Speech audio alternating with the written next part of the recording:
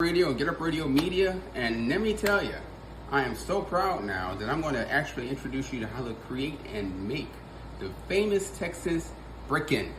That's right, not chicken, not brisket, Bricken. Because sometimes you wonder, do I want to eat chicken or do I want to eat brisket? Well, hell, why choose when you can have both? So let's start off with the brisket first. So, as you can tell, look at our brisket here. Brisket's showing we have a 10-pound brisket. That's 10 pounds of brisket. That's what we're going to use normally whenever we do our bricken. So you can use smaller, but I'm just saying in our situation, we're always going to use 10 pounds. That way it kind of evenly cooks out for what we need to do, okay? And we will also use 10 pounds of chicken. So 10 pounds bricken equals 10 pounds brisket, 10 pounds chicken. So first of all, this is our bricken. Now, of course, we have right here our actual pan with the parchment. Basically, we're gonna put our brisket after, of course, I dry it off. And here is our special sauce, basically, of various seasonings that will make this bricken delightfully tasty. So let's first start off with going back to the brisket. You wanna basically dry the brisket off as much as you can with a paper towel. And as you can tell, you wanna get a nice tender brisket that basically is nice and meaty on the front, but yet a little fat on the back. Not too much fat, of course, because the leaner, the better. So as you can tell, we got this right here, basically getting our nice brisket all completely dry. All right, ladies and gentlemen, so now, step 2, of course. As you can tell, we have the brisket here. We're gonna now put some vegetable oil on it because basically we wanna make sure that that's nice and tenderized as far as cooking, because of course 6 hours is what we're gonna be looking at cooking it. So that way, you wanna make sure to get a nice, tender, lean brisket, of course, right there. It reminds me of Bugs Bunny, basically, where you tenderize the head, basically, but anyway. So tenderize there, and then of course, flip it over.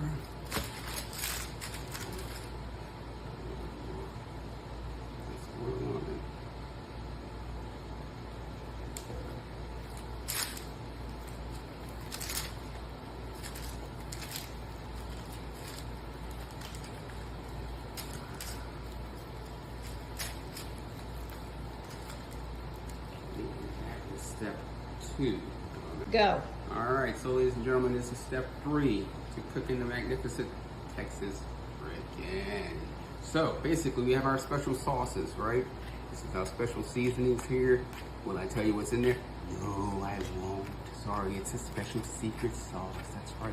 But guess what? All that matters, I'm from New Orleans, so you know it's gonna taste good. So now we take our sauce, basically. Now, being at it's 10 pounds, you do not want to be in any way cheating the bricken. You want to make sure the bricken gets exactly what it deserves, meaning it gets a nice coat of the special sauce. Because guess what? It's the special sauce that makes it delightfully tasty, right? So just make sure that when you're, making your brisket, and of course, you never cheat it. Now, of course, you may use the standard, which basically is cinnamon, maple syrup, onion, garlic powder. That's the standard, basically, where you can, and I'll be more happy to put a standard in there, but that's not what we have. We have a little bit of a little extra, I should say, basically. That's gonna make it more than standard.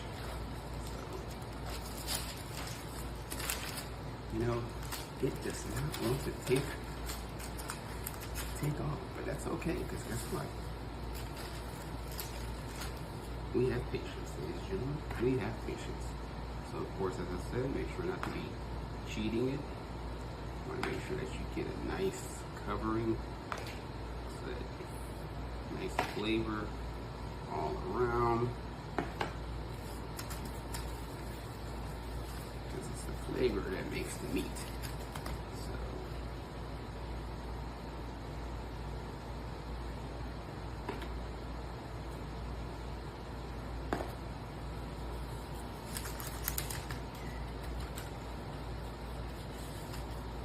Now, of course, in this situation, you have to wait approximately an hour before we can actually prepare it for the oven, because we're going to bake it in the oven, as we don't slow put it in the smoker and we don't slow cook it. So it will be an oven, and of course it will be about 6 hours, 5.5 at least, 6 hours at most. Most likely, being 10 pounds, it will probably be 6 hours. So now we're going to wait for about an hour, and then we'll come back and let you know how to do step 4 of making the tremendous Texas